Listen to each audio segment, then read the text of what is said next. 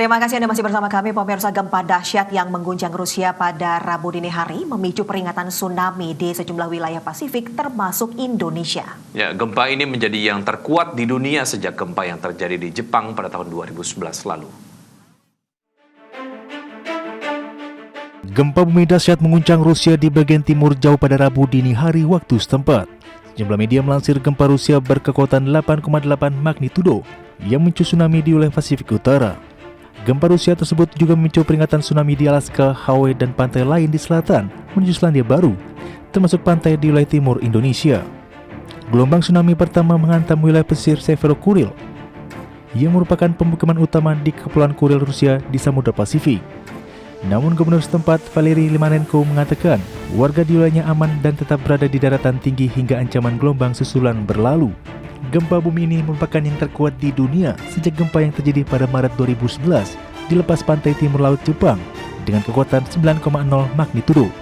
Gempa di Jepang itu menyebabkan tsunami dahsyat yang memicu kerusakan di pembangkit listrik tenaga nuklir di Jepang. Berbagai sumber untuk IDX Channel. Media pemerintah Gaza menyebut Israel membatasi masuknya bantuan kemanusiaan dengan menghalangi truk pengangkut bantuan. Adapun saat ini Gaza memerlukan bantuan sedikitnya 600 truk per harinya.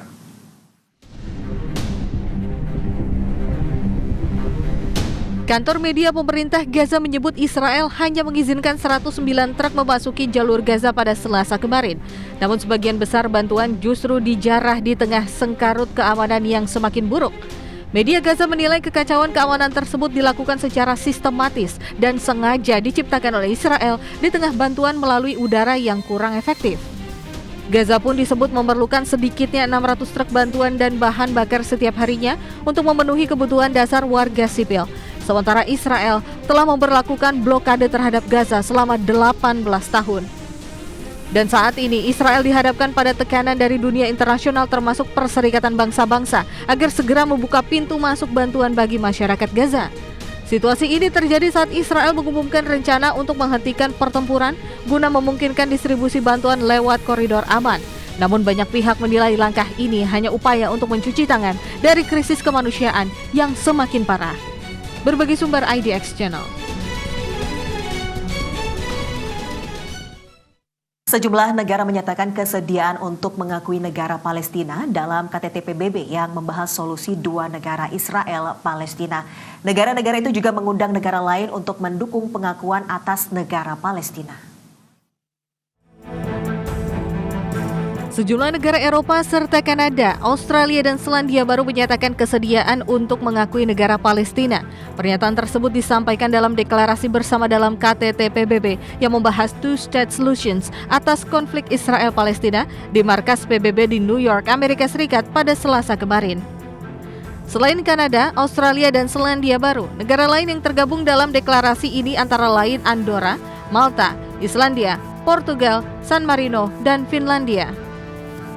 Beberapa negara seperti Slovenia dan Norwegia yang telah terlebih dahulu menyatakan mengakui negara Palestina juga ikut menandatangani pernyataan tersebut sebagai bentuk komitmen berkelanjutan terhadap solusi dua negara.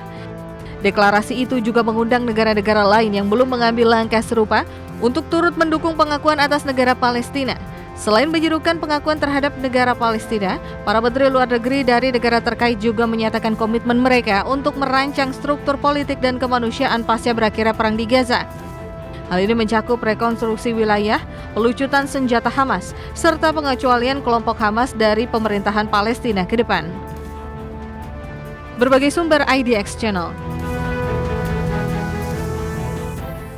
Perwakilan Amerika Serikat dan China sepakat untuk memperpanjang jeda pemberlakuan tarif resiprokal yang semula dijadwalkan berakhir pada 12 Agustus 2025 mendatang. Adapun keputusan akhir mengenai tarif resiprokal untuk China akan tetap berada di tangan Presiden Amerika Serikat Donald Trump.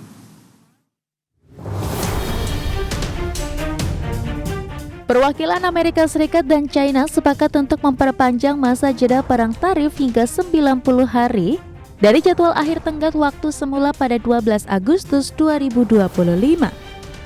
Perpanjangan tersebut menjadi hasil pertemuan antara perwakilan kedua negara di Stockholm, Swedia, dan diungkapkan oleh Menteri Keuangan Amerika Serikat Scott Bessent. Perundingan di Stockholm yang memutuskan untuk memperpanjang jeda pemberlakuan tarif resiprokal antara Amerika Serikat dan China bertujuan untuk meredakan sementara ketegangan ekonomi antara Amerika Serikat dan China yang merupakan dua negara ekonomi terbesar di dunia, di mana ketegangan hubungan dagang antara kedua negara tersebut berpotensi berdampak pada pertumbuhan ekonomi global.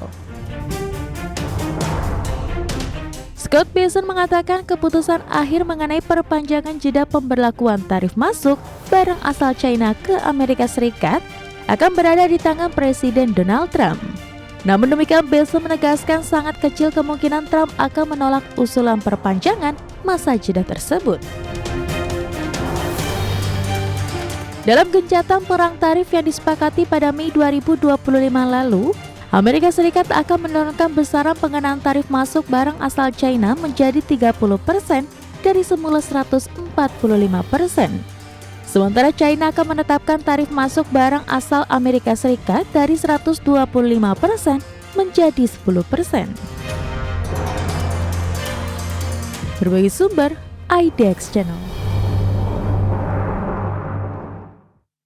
Pemirsa, Presiden Amerika Serikat Donald Trump telah menolak memberikan izin kepada pemimpin Taiwan Lai Ching-te untuk transit atau singgah di New York dalam perjalanannya ke Amerika Tengah. Ya, keputusan ini diambil dikarenakan adanya penolakan dari pemerintahan Tiongkok.